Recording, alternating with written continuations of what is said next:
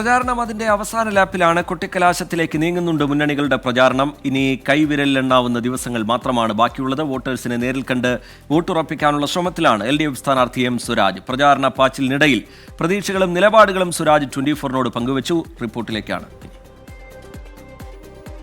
Hi പ്രിയപ്പെട്ട പ്രേക്ഷകരെ, അപ്പം നമ്മൾ ഇന്നുള്ളത് എം സ്വരാജിനൊപ്പമാണ്. നിലമ്പൂർ LDF സ്ഥാനാർത്ഥി എം സ്വരാജിനൊപ്പമാണ്. നമുക്കറിയാം എം സ്വരാജിന്റെ സ്ഥാനാർത്ഥി പ്രഖ്യാപനം അത്രത്തോളം പ്രതീക്ഷിതമായിരുന്നില്ല. സ്വരാജ് നിലമ്പൂരിൽ സ്ഥാനാർത്ഥിയായി വരുമ്പോഴേക്കും നിലമ്പൂരിന്റെ പൊളിറ്റിക്കൽ ലാൻഡ്സ്കേപ്പ്, പൊളിറ്റിക്കൽ സിനേറിയോ മൊത്തത്തിൽ മാറി മറിയുന്നതും പിന്നീട് വലിയ ചർച്ചയാവുന്നതൊക്കെ നമ്മൾ കണ്ടു. യഥാർത്ഥത്തിൽ നിലമ്പൂരെ ഒരു വഴിത്തിരിവ് എന്ന് പറയാൻ കഴിയുക ഈ ഘട്ടത്തിൽ അത് എം സ്വരാജിന്റെ സ്ഥാനാർത്ഥിത്വം തന്നെയായിരുന്നു. അപ്പോൾ നമ്മൾ നിൽക്കുന്നത് നിലമ്പൂർ പയ്യമ്പള്ളിയിലുള്ള എം സ്വരാജിന്റെ വീട്ടിലേക്ക് നമ്മൾ എത്തുകയാണ്. സമയം ഇപ്പോൾ 7 മണി കഴിഞ്ഞ് കൃത്യം 6 മിനിറ്റ് ആയിട്ടുണ്ട്. ഷാർപ്പ് സമയത്ത് തന്നെ എം സ്വരാജ് പുറത്തേക്ക് ഇറങ്ങി. രാവിലെ തന്നെ ഒരുപക്ഷെ ഇത്രയും നേരത്തെ ഈ സ്ഥാനാർത്ഥികളിൽ ഏറ്റവും നേരത്തെ പ്രചരണം തുടങ്ങുന്നത് ഒരുപക്ഷെ എം സ്വരാജ് ആയിരിക്കണം. ഒരു 6:45, 6:50 ആകുമ്പോഴേക്കും സ്വരാജ് വീട്ടിൽ നിന്ന് പുറത്തേക്ക് വരുന്നു. അവിടെ മാധ്യമങ്ങളോട് സംസാരിക്കുകയാണ് എം സ്വരാജ്. പല വിഷയങ്ങൾ മാധ്യമങ്ങളോട് എം സ്വരാജ് സംസാരിക്കും. അതിനുശേഷം ഇന്നിപ്പോൾ രാമംകുത്ത്, ഓറംകുഴി, രാമംകുത്ത്, പടിഞ്ഞാറേക്കര തുടങ്ങി ഈ നിലമ്പൂർ നഗരസഭയുടെ വിവിധ ഭാഗങ്ങളിൽ ആണ് എം സ്വരാജിന്റെ പ്രചരണ പരിപാടികൾ. ഇനി അധികം ദിവസങ്ങളില്ല. ഇനി ഏറെ ചുരുക്കം ദിവസങ്ങളേ ഉള്ളൂ. പരമാവധി വോട്ടർമാരെ നേരിൽ കാണുകയും വോട്ടഭ്യർത്ഥിക്കുകയുമാണ് ഇടതു സ്ഥാനാർത്ഥി എം സ്വരാജ്.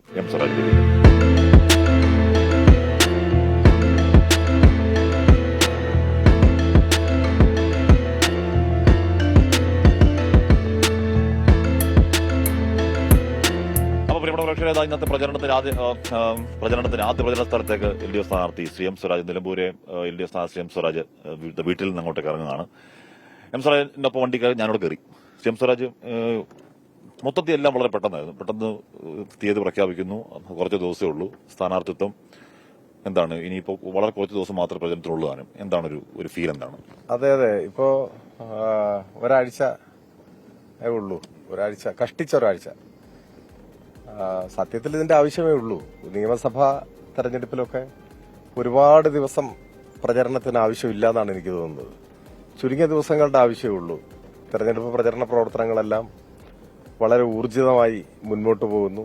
നിയമസഭാ ഉപതെരഞ്ഞെടുപ്പ് ഉണ്ടാവും എന്ന് വ്യക്തമായ ഘട്ടത്തിൽ തന്നെ ഇവിടെ തെരഞ്ഞെടുപ്പിന്റെ പ്രാരംഭ പ്രവർത്തനങ്ങൾ, അതിന്റെ ആ ഘട്ടത്തിൽ നടത്തേണ്ട കാര്യങ്ങളെല്ലാം ഭംഗിയായി നടന്നിരുന്നതാണ്.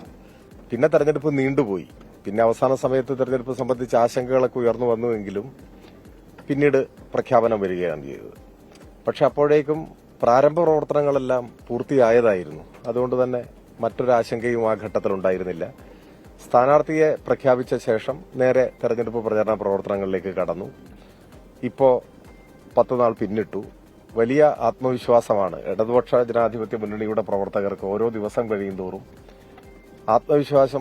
ആത്മവിശ്വാസം കൂടുതൽ അരക്കിട്ടുറപ്പിക്കും വിധമുള്ള അനുഭവമാണ് ജനങ്ങളിൽ നിന്ന് ലഭിച്ചുകൊണ്ടിരിക്കുന്നത്. അതുകൊണ്ട് വളരെ ആവേശത്തോടെയും ആഹ്ലാദത്തോടെയുമാണ് ഞങ്ങൾ എല്ലാവരും ഈ ഘട്ടത്തിൽ നിൽക്കുന്നത്.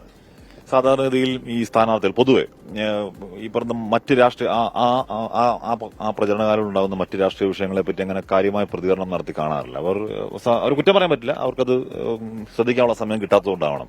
പക്ഷേ എം സ്വരാജ് അങ്ങനെയല്ല. സ്വരാജ് എനിക്ക് തോന്നുന്നു ഈ കാലയളവിൽ വന്ന എല്ലാ രാഷ്ട്രീയ വിഷയങ്ങളോടും വളരെ വിശദമായി തന്നെ പ്രതികരിക്കുന്നുണ്ട്. അതൊരു രീതിയാണ്. അല്ല, ഞാൻ വിചാരിക്കുന്നത് രാഷ്ട്രീയ പ്രവർത്തകർക്ക് ഉയർന്നു വരുന്ന ഓരോ വിഷയങ്ങളിലും അഭിപ്രായങ്ങൾ ഉണ്ടാവണം. എല്ലായ്പ്പോഴും അവരത് പ്രകടിപ്പിക്കുമെന്നുള്ളത് എനിക്കറിയില്ല. ഇപ്പൊ എല്ലാ ദിവസവും എല്ലാ വിഷയത്തെക്കുറിച്ചും പ്രതികരണം നടത്തുന്ന ഒരാളല്ല ഞാൻ. ഇപ്പൊ നവമാധ്യമങ്ങളെയാണല്ലോ അതിനാളുകൾ ആശ്രയിക്കുന്നത്. ഞാൻ നവമാധ്യമങ്ങളിലുണ്ട്, പക്ഷെ എല്ലാ ദിവസവും പ്രതികരണം അതിലൂടെ നടത്തുന്ന ശൈലി സ്വീകരിച്ചിട്ടില്ല. എന്നാൽ പ്രതികരിക്കണം എന്ന് തോന്നുന്ന ചില സന്ദർഭങ്ങളിൽ പ്രതികരിച്ചിട്ടുണ്ട്. ചിലപ്പോൾ മാസത്തിലൊരിക്കലോ 2 മാസം കൂടുമ്പോഴൊക്കെ ഒരു കുറിപ്പായിരിക്കും ഞാനിടുക. ആ ഒരു ഇതേ എനിക്കുള്ളൂ. എന്നാൽ ഒരു രാഷ്ട്രീയ പ്രവർത്തനം എന്ന നിലയിൽ ഓരോ ദിവസവും ഞാൻ പങ്കെടുക്കുന്ന പരിപാടികളുണ്ട്. ആ പരിപാടികളിൽ സംസാരിക്കുമ്പോൾ അന്നത്തെ രാഷ്ട്രീയ സാഹചര്യങ്ങളോടുള്ള എന്റെ പ്രതികരണം അതിലുണ്ട്. ആ പ്രതികരണം കൂടിയാണ് ഞാൻ സംസാരിക്കുക. അതിപ്പോ മാധ്യമപ്രവർത്തകർ ശ്രദ്ധിച്ചാൽ മാത്രമായിരിക്കും അത് പുറം ലോകത്തെത്തുക. അല്ലെങ്കിൽ അത് ആ മുന്നിലിരിക്കുന്ന ആളുകൾ മാത്രമേ കേൾക്കുന്നുണ്ടാവുള്ളൂ. അപ്പോൾ ഓരോ ദിവസവും ഉയർന്നു വരുന്ന സാർവദേശീയവും ദേശീയവും നമ്മുടെ നാട്ടിലുള്ളതുമൊക്കെയായ രാഷ്ട്രീയ സംഭവവികാസങ്ങളോട് പ്രതികരിക്കുക, അല്ലെങ്കിൽ അത്തരം കാര്യങ്ങളെക്കുറിച്ച് സംസാരിക്കുക എന്നത് ഒരു ദൈനംദിന രാഷ്ട്രീയ പ്രവർത്തന ശൈലി തന്നെയാണത്. അത് തെരഞ്ഞെടുപ്പ് സമയത്തും തുടർന്നു വന്നേ ഉള്ളൂ. അതിൽ വിശേഷമായിട്ട് വേറെ ഒന്നുമില്ല. സ്വരാജ്, ഇപ്പോൾ ദീർഘസമയങ്ങൾ നീളുന്ന രാഷ്ട്രീയ പ്രവർത്തനം സ്വരാജിനൊന്നും ഒരു പുതുമയാവില്ല. എങ്കിൽ കൂടിയും ഇതിപ്പോ നമ്മൾ രാവിലെ 7 മണിക്ക് തുടങ്ങി രാത്രി 10 മണി വരെയൊക്കെ നീളുന്ന കണ്ടിന്യൂസ് പ്രോസസ് ആണ്. അതും ദിവസങ്ങൾ, അങ്ങനെ വിശ്രമം ഈ സമയത്ത് എടുക്കാൻ സാധ്യമല്ല. അപ്പോൾ അത് ഏതെങ്കിലും തരത്തിൽ എക്സോസ്റ്റഡ് ആക്കുന്നുണ്ടോ? അങ്ങനെ ഇതുവരെ വന്നിട്ടില്ല. അത് പൊതുവെ തെരഞ്ഞെടുപ്പ് സമയത്ത് നമ്മുടെ പ്രവർത്തനം മറ്റുള്ള സമയത്തതിനേക്കാൾ കുറെ കൂടി ചടുലമായിരിക്കും, ഇങ്ങനെ ഓടിക്കൊണ്ടിരിക്കുമെന്നത് ഒഴിച്ചാൽ. അല്ലെങ്കിലും നമ്മൾ രാഷ്ട്രീയ പ്രവർത്തനത്തിന്റെ ഭാഗമായിട്ടുള്ള യാത്രകളും യോഗങ്ങളും എല്ലാം നമ്മുടെ ഒരു ജീവിതശൈലിയുടെ ഭാഗമായിട്ടുണ്ട്. അത് അങ്ങനെ ഒരു വലിയ ബുദ്ധിമുട്ട് സൃഷ്ടിക്കുന്നതായിട്ട് ഇപ്പോൾ അനുഭവപ്പെട്ടിട്ടില്ല. ആദ്യം അൻവറിന്റെ കുറച്ച് കോലാഹലം, പിന്നെ ക്ഷേമ പെൻഷൻ, മലപ്പുറത്ത് അധിക്ഷേപിച്ച താരം തുടങ്ങിയ ചർച്ചയുണ്ടായി. അതിനുശേഷം ഈ പറഞ്ഞ അപകടത്തിൽ ഒരു ദാരുണമായ ദൌർഭാഗ്യ സംഭവം ഉണ്ടായി. എന്താണ് ജമാഅത്ത് ഇസ്ലാമി വെൽഫെയർ പാർട്ടി, ഇനി നമ്മുടെ കപ്പൽ ദുരന്തത്തിൽ പോലും ഇവിടെ വിഷയമാവുന്നു. ഇതൊക്കെ എത്രത്തോളം വോട്ടർമാരെ സ്വാധീനിക്കുന്ന ഘടകങ്ങളാകും എന്നാണ് ഒരു ധാരണ, സ്ഥാനാർത്ഥിയുടെ ധാരണ? വോട്ടർമാരെ നമ്മൾ വില കുറച്ച് കാണാൻ പാടില്ല. സാമാന്യമായ ബുദ്ധിയും ചിന്താശേഷിയും ഒക്കെ ഉള്ളവരാണ് വോട്ടർമാരെന്നും അവർ നമ്മളെക്കാൾ താഴെയല്ല എന്ന് നമ്മളെപ്പോഴും ചിന്തിക്കണം. അപ്പൊ വിവാദങ്ങൾ ഉയർത്തിക്കൊണ്ടുവന്ന് വോട്ടർമാരെ സ്വാധീനിക്കാൻ ശ്രമിക്കുക എന്ന് പറഞ്ഞാൽ അത് ആരോഗ്യകരമായ ഒരു തെരഞ്ഞെടുപ്പിന്റെയോ ജനാധിപത്യ പ്രക്രിയയോടെയോ ലക്ഷണമേ അല്ല. അത് സത്യത്തിൽ ജനങ്ങളോടുള്ളൊരു ബഹുമാനക്കുറവാണ്. അവരെ സ്വാധീനിക്കാൻ വിവാദങ്ങൾ മതി എന്ന് ചിന്തിക്കുന്നത് ഒട്ടും ജനങ്ങളോട് ബഹുമാനമുള്ള ഒരു സമീപനമേ അല്ല. ഞാൻ തുടക്കം മുതലേ പറയുന്നതാണ്, ഏത് തെരഞ്ഞെടുപ്പിലും, ഈ തെരഞ്ഞെടുപ്പിലെന്നല്ല ഏത് തെരഞ്ഞെടുപ്പിലും നമ്മൾ ചർച്ച ചെയ്യേണ്ടത് നാടിനെയും ജനങ്ങളെയും ബാധിക്കുന്ന പ്രശ്നങ്ങൾ, നാടിന്റെ വികസന സാധ്യതകൾ, വികസന പ്രശ്നങ്ങൾ, ഇത്തരം കാര്യങ്ങളെക്കുറിച്ചുള്ള ചർച്ചയും സംവാദവും നടക്കുമ്പോഴാണ് ജനങ്ങൾക്കും നാടിനും അതുകൊണ്ട് നേട്ടമുണ്ടാവുക. വിവാദങ്ങൾ ഒന്നും ബാക്കി വെക്കില്ല. വിവാദങ്ങൾ പലപ്പോഴും വിവാദത്തെ മാത്രമേ ബാക്കി വയ്ക്കൂ, അല്ലാതെ നാടിനെന്തെങ്കിലും നേട്ടം ഉണ്ടാവില്ല. അപ്പോൾ വിവാദത്തിലൂടെ ജനങ്ങളെ സ്വാധീനിക്കാനാവും, അല്ലെങ്കിൽ ജനങ്ങളെ പറ്റിക്കാൻ പറ്റും, തെറ്റിദ്ധരിപ്പിക്കാൻ പറ്റും, വികാരപരമായി ഇളക്കിവിടാൻ പറ്റും എന്നൊക്കെ ചിന്തിക്കുന്നത് കാലഹരണപ്പെട്ട ഒരു ചിന്തയാണ്. സ്വരാജ്, പോയ ദിവസങ്ങളിലൊക്കെ ഈ പറഞ്ഞ പ്രചരണ വേദിയിലൊക്കെ സംസാരിക്കുന്നത് ഈ ജീവൽ പ്രശ്നങ്ങളെ കുറിച്ച് തന്നെയാണ്. യഥാർത്ഥത്തിൽ മനുഷ്യനെ ബാധിക്കുന്ന അവനവൻ നേരിടുന്ന ജീവൽ പ്രശ്നം തന്നെയാണ് ആദ്യ പ്രയോറിറ്റിയിലല്ലേ? അങ്ങനെയാണല്ലോ ലോകത്തിന്റെ തന്നെ ചരിത്രം. അതായത് ഓരോ കാലവും മനുഷ്യ ജീവിതത്തെ മുന്നോട്ട് നയിക്കുന്നുണ്ട്, അല്ലെങ്കിൽ നയിക്കേണ്ടതാണ്.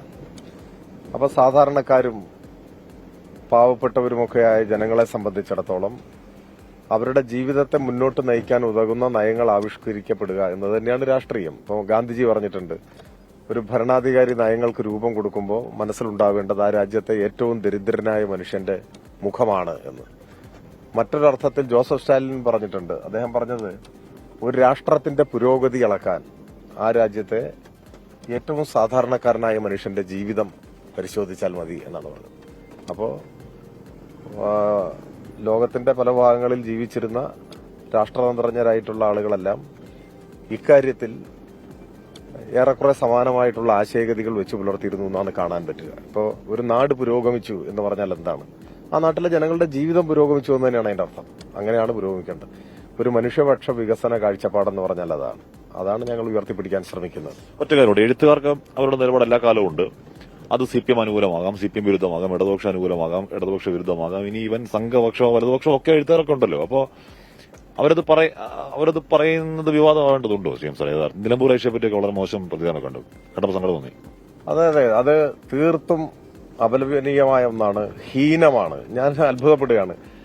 ഒരു കലാസാഹിത്യ രംഗത്ത് പ്രവർത്തിക്കുന്ന ഒരാൾ അയാളുടെ രാഷ്ട്രീയ അഭിപ്രായം പറഞ്ഞാൽ അയാൾ പറയുകയാണ്, നിലമ്പൂരിൽ ഞാൻ ഈ സ്ഥാനാർത്ഥിയെ പിന്തുണയ്ക്കുന്നു എന്നൊരു സ്ഥാനാർത്ഥിയെ പറഞ്ഞാൽ അത് മറ്റൊരാൾക്ക് അതിൽ അഭിപ്രായം പറയാൻ എന്തവകാശം? നിങ്ങൾ അങ്ങനെ പറയാൻ പാടില്ല, നിങ്ങൾ അങ്ങനെ പറഞ്ഞുകൂടാ, നിങ്ങൾ മിണ്ടരുത്, നിശബ്ദമായിരിക്കണം, അല്ലെങ്കിൽ നിങ്ങൾ മറ്റേ സ്ഥാനാർത്ഥിയെ പിന്തുണയ്ക്കുന്നൊക്കെ പറയാൻ ഇവരാരാണ്? അത് വളരെ പ്രകോപനപരമായ ഒരു കാര്യമാണ്. ഞാൻ വിചാരിക്കുന്നത്, ഇപ്പൊ UDF സ്ഥാനാർത്ഥിയുടെ ഏതോ ഒരു പര്യടന പരിപാടിയിൽ ഒരു ചലച്ചിത്ര നടൻ നിൽക്കുന്നതായിട്ടൊരു ഫോട്ടോ ഞാൻ കണ്ടു. എനിക്ക് പ്രത്യേകിച്ച് ഒന്നും തോന്നിയില്ല. അത് അദ്ദേഹത്തിന്റെ ഒരു നിലപാടാണ്. നമ്മളതിനെ മാനിക്കുകയാണ് വേണ്ടത്, ഒരു അഭിപ്രായം. അതേപോലെ LDFനെ ഒരാൾ പിന്തുണച്ചാൽ അതും മാനിക്കപ്പെടണം. പകരം LDFനെ പിന്തുണച്ചു എന്നതിന്റെ പേരിൽ നിലമ്പൂർ ഐഷയെ, എത്ര പ്രായമുള്ള, എത്ര ഐതിഹാസികമായ ഒരു ജീവിതം നയിച്ച ഒരാളാണവർ. വെടിയുണ്ടയിൽ നിന്ന് രക്ഷപ്പെട്ട് ഒരാളാണ്. യാഥാസ്ഥിതികം കൊന്നുകളയാൻ ശ്രമിച്ചതാണ് അവരെ. സാമൂഹ്യ പരിഷ്കരണ രംഗത്ത്, നവോത്ഥാന രംഗത്തൊക്കെ അടയാളപ്പെടുത്തപ്പെട്ട ഒരു കേരള നൂർജഹാൻ എന്നൊരു ഘട്ടത്തിൽ വിശേഷിപ്പിക്കപ്പെട്ട മലയാള നാടകവേദിയുടെ അഭിമാനമാണ്. LDF-നെ പിന്തുണച്ചതിന്റെ പേരിൽ ഈ പ്രായത്തിൽ അവര് തെറിവിളി കേൾക്കേണ്ടി വരികയാണ്, അധിക്ഷേപിക്കപ്പെടുകയാണ്. കോൺഗ്രസിന്റെ നേതാക്കന്മാർ, ഉത്തരവാദിത്തമുള്ളവരാരെങ്കിലും ഇത് പരസ്യമായി തന്നെ വിലക്കണം. അങ്ങനെ ചെയ്യാൻ പാടില്ല എന്ന് പറയണം. അതിൽ രാഷ്ട്രീയമോ പാർട്ടിയോ ഒന്നുമല്ല, അത് നമ്മുടെ സമൂഹത്തെ തന്നെ വല്ലാതെ താഴ്ത്തിക്കളയും എന്നാണ് എന്റെ അഭിപ്രായം. ഓക്കെ. അപ്പൊ ആദ്യ സ്വീകരണ സ്ഥലത്തേക്ക്, ആദ്യ പ്രചരണ സ്ഥലത്തേക്ക് എം സ്വരാജ് LDF സ്ഥാനത്ത് എത്തിയിട്ടുണ്ട്. അങ്ങോട്ടേക്ക് സ്വരാജ് എത്തുകയാണ്. നൂറുകണക്കിന് കുറെ അധികം പാർട്ടി പ്രവർത്തകർ അദ്ദേഹത്തെ സ്വീകരിക്കാൻ ഇങ്ങോട്ടേക്കൊക്കെ ഉണ്ട്. ചെറിയ പരിപാടികൾ ചെറിയ സമയപരിധിയിൽ പൂർത്തിയാക്കി കൂടുതൽ സ്ഥലങ്ങളിലേക്ക് എത്തുക എന്നുള്ളതാണ് ഇടത് സ്ഥാനാർത്ഥി മാത്രമല്ല പൊതുവിൽ സ്ഥാനാർത്ഥികളുടെ ഒരു സ്ട്രാറ്റജി. നമുക്കെന്തായാലും ആദ്യ പ്രചരണ യോഗ സ്ഥലത്തേക്ക് ഇറങ്ങാം.